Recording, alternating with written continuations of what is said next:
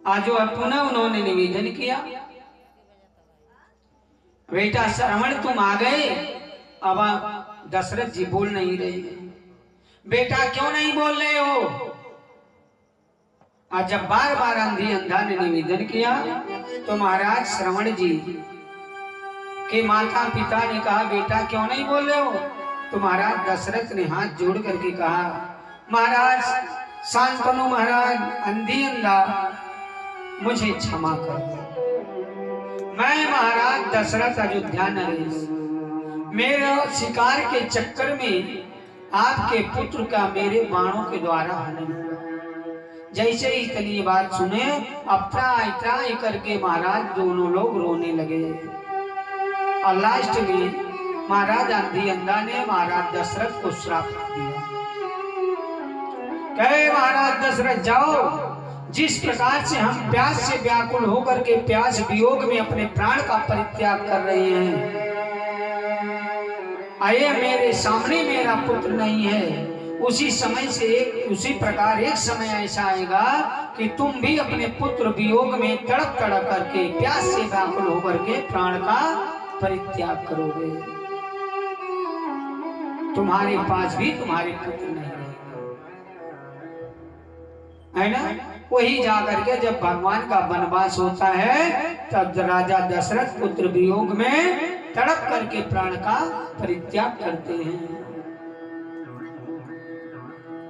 यही शांतनु ज्ञानवंती का श्राप राजा दशरथ को भुक्त भोग करना पड़ा। इसीलिए कहा जाता है ना, इंसान का जन्म मिला है मानव का, तो ऐसे शरीर को पा करके किसी को सताना नहीं चाहिए, नहीं तो अगर सताओगे ना तो उसका दंड तुझे भोग करना पड़ेगा। देखिए, ये संसार में कोई रहने नहीं आया है, एक न एक दिन सबको जाना, चाहे राजा हो, चाहे रंग हो, चाहे गरीब हो, चाहे अमीर हो, है ना? तो इसलिए इतना सुंदर तन मिला है, इसको बर्बाद नहीं करना चाहिए।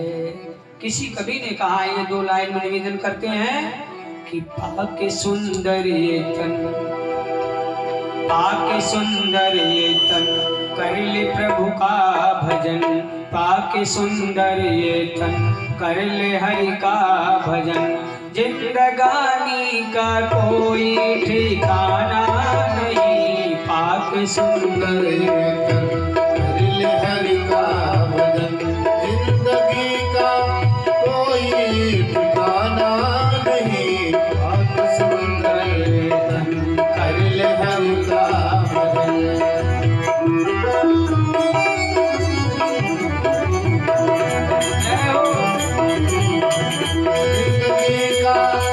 कोई ठिकाना नहीं, पाके सुंदर ये तन, कर ले प्रभु का भजन। हरि बोल।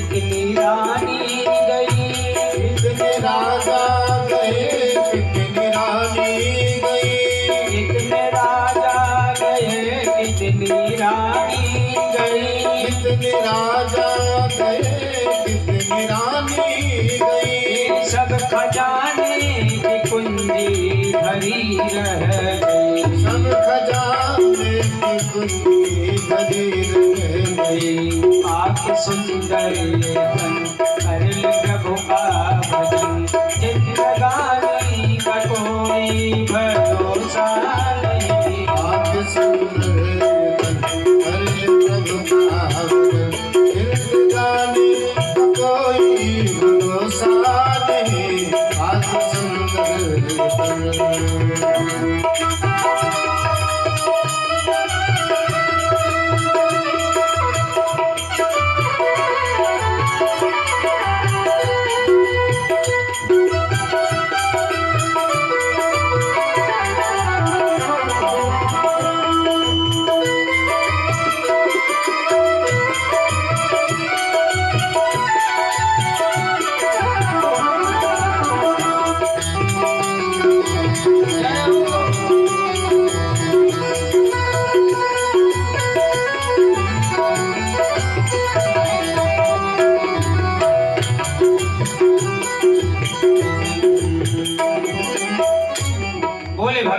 वत्सल भगवान की। इसीलिए निवेदन करते हैं, श्री सुखदेव जी महाराज कहते हैं कि अच्छे कर्म में लगना चाहिए।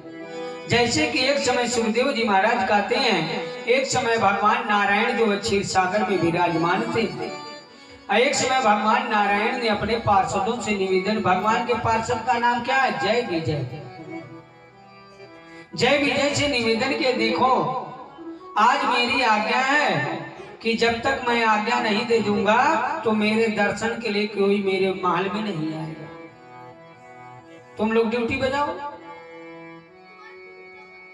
अब जय विजय ड्यूटी बजा रहे थे, तब तक कुछ संत महात्मा जाकर के पहुंचे। एक दरवाजा दागे, दो दरवाजा, तीन दरवाजा, चार, पांच, छठवें में जाके पहुंचे। भगवान के यहाँ जाने के लिए 7 दरवाजे हैं।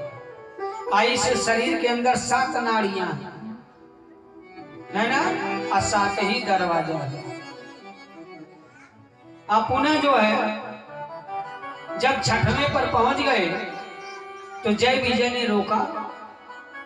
ब्राह्मणों ने, संतों ने कहा, हे महाराज, आज मुझे भगवान का दर्शन करना है। जय विजय ने कहा, प्रभु की आज्ञा है, अभी आप जा नहीं सकते हो। जब प्रभु की आज्ञा मिलेगी तभी अंदर जाना पड़ेगा, है ना। अब पुनः जो उन्होंने निवेदन किया, आज जैसे ही निवेदन किए, तब तक जो है वह जब नहीं माने तो जय विजय ने बार बार उलाहना किए। ब्राह्मणों ने जय विजय जाने से इनकार किया। इधर मृत्युलोक में कश्यप ऋषि महाराज भगवान के चरणों में गोता लगा रहे थे। आधा बात स्वर्ग की, अब यहाँ मृत्युलोक की हो रही है। तिनकी पत्नी का नाम था दिति। दिति ने देखा गोधूरी टाइम थी, गोधूरी टाइम जैसे हुआ तैसे दिति के मन में उत्कंठा जागृत हो गई, इच्छा। आज जब इच्छा जागृत हुई तो ये जाकर के कश्यप ऋषि के चरणों में निवेदन करने लगे। कश्यप ऋषि ने कहा, देखो एक समय नहीं है तुम्हारी इच्छा पूर्ण करने की, तुम अलग हो जाओ। बार बार नहीं मानी तो दिति जो है कश्यप ऋषि से निवेदन की। जब नहीं मानी तो कश्यप ऋषि ने क्या किया, कहा कि देखो तुम्हारे जेठ भोले बाबा है ना, अपने गणों के साथ जो है टहल रहे होंगे तो बड़ा गड़बड़ हो जाएगा। लेकिन दिति बात को नहीं मानी, और जब दिति गोधूरी टाइम में नहीं मानी, लिप्त हो गई। कश्यप ऋषि ने इच्छा को परिपूर्ण किया और कुछ समय के बाद अब इधर उसकी इच्छा तो पूर्ण हुई, लेकिन वही आगे चल करके इधर स्वर्ग में क्या हुआ, ब्राह्मणों संतों ने बार बार जब किया, जय विजय जब नहीं जाने दिए तो ब्राह्मणों ने कहा, हम तुझे श्राप दे देंगे, हम तुझे श्राप दे देंगे, ये दवा है, आज श्राप दे देंगे। तो संतों ने जब कहा श्राप दे देंगे तो जय विजय ने कहा, जैसी आपकी इच्छा।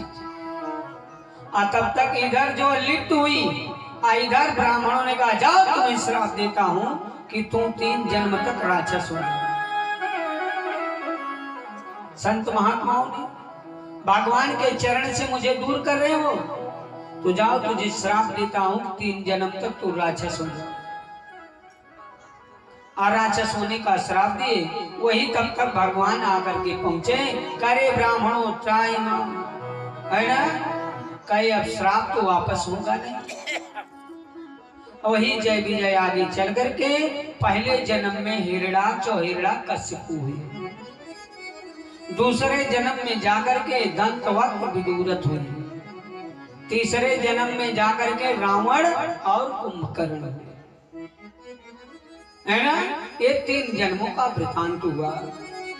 चत्वारिमानि कर्माणि संध्यानं परिवर्जये, आहारं मैथुनं निद्रां स्वाध्यायं च चतुर्थकम्।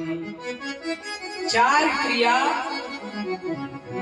चार क्रिया जो है गोधूली टाइम में सूर्यास्त के समय वर्जित किया गया है।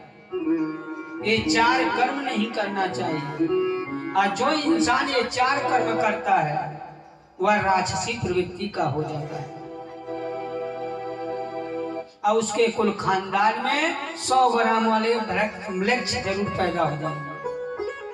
पहला क्या है कि सूर्यास्त के समय गोधूली टाइम में भोजन नहीं करना चाहिए, है ना। चाहे स्त्री हो, चाहे बेटा हो, चाहे बेटी हो, जो लोग, कुछ माताएं बहनें ऐसी होती है ना, कहीं बाबू ले जा खा दुआरिये बैठ के, चाहे वो दुआरिये भले छितरा उतरा, है ना। अब अक्सर कुछ माताएं बहनें गोधूली टाइम में भोजन करवाती हैं, और ठंडी के समय में तो अक्सर लोग दे देती है। जाड़ा के समय कहे पप्पू पापा अरे हाथ पैर ठंडा था जल्दी से खा सजमय जैसे दिन डूबे, है ना। गोधूली टाइम में जो भोजन नहीं करना चाहिए, और जो लोग भोजन करते हैं तो कुत्ते की जोन में जाते हैं, और वहीं से उनका पेट उदर रोग से ग्रसित होना प्रारंभ हो जाते हैं। और दूसरा जो है उस समय गोधूली टाइम में कभी दोनों इंसान को, जुगल जोड़ी को इकट्ठा नहीं होना चाहिए, समझ लिए। और तीसरा भाव यह है कि गोधूली टाइम में जो है जब इकट्ठा अगर हो जाते हैं तो उसके द्वारा जो संतान उस समय का पैदा होता है ना, तो वह संतान राक्षसी प्रवृत्ति का होता है, म्लेच्छ होगा, भक्षा भक्ष वाला होगा, 100 ग्राम मारने वाला होगा, है ना। आपको बात पर तनिक भी ध्यान नहीं देगा, बाद में तो हरे पिटाई शुरू करेगा। और जो है तीसरा, गोधूली टाइम में सोना नहीं चाहिए। जो लोग गोधूली टाइम में सोते हैं कुछ समय के बाद आंख जय सीताराम हो जाती है, आंख बनवाते रह जाए, चश्मा लगौले के बाद उन्हें लौकी, है ना। रोशनी धीरे धीरे खत्म हो जाती है। और चौथा, संध्या के समय जो है कितना भी अकाज हो, गोधूली टाइम में पढ़ना नहीं चाहिए। अगर कितना भी पढ़ाई लिखाई करोगे गोधूली हमने 11 बजे से 10 बजे के बाद, 11 बजे से लेकर 10:30 बजे के बाद और 3 बजे के अंदर पढ़ाई जितने लोग करते हैं, सुन्न बटा भेलिए लेके आवे, है ना। बाबू कहीं बड़ा पढ़ाई कर दे, दिन रात लड़का हमार पढ़त हो, लेकिन ये को पल्ले पड़ता हो, राक्षसी बेला है ना। मनन खूब करते हैं, अब क्या कहेंगे, डैडी हम बड़ा कोचिंग लगाओ थे लेकिन यार पढ़ते यार गायब हो जाते, है ना। इसीलिए संध्या काल में पढ़ना भी नहीं चाहिए, अब 10-11 से लेकर के 2:30-3 के बीच में नहीं पढ़ना चाहिए, नहीं तो विद्या कभी कंठस्थ नहीं होती है। आपको बहुत परिश्रम करना, 4 बजे उठो, तो 4 बजे उठने का समय जब विद्या मिलने का कब आलस लगा, ठंडी लगा था बहुत ज्यादा, है ना, तब कहां से ज्ञान है। बोले वृंदावन बिहारी लाल की। इसीलिए कहते हैं कुल पवित्रम जननी कृतार्था वसुंधरा पुण्यवती चतेना अपार संवित सुख सागरे अस्मिन् लीनं परे ब्रह्माणि जस्य चेत। कुल पवित्रम जननी कृतार्था, माता का उदर तब सार्थक होता है जब बेटा अच्छे मार्ग पे जाने वाला हो, है ना। ऐसा पुत्र नहीं चाहिए जो कुपुत्र हो, बल्कि उससे बढ़िया बिना लड़के ठीक लेकिन राक्षसी प्रवृत्ति वाला न हो। आगे चल गए। श्री सुखदेव जी महाराज गाते हैं वैकुंठ वर्णन और सनकादिक कुमारों का जय विजय का कथन होता है। वही 3 जन्मों का वृतांत की कथा होती है। वाराह भगवान को हिरण्याक्ष के महायुद्ध में परायण होता है।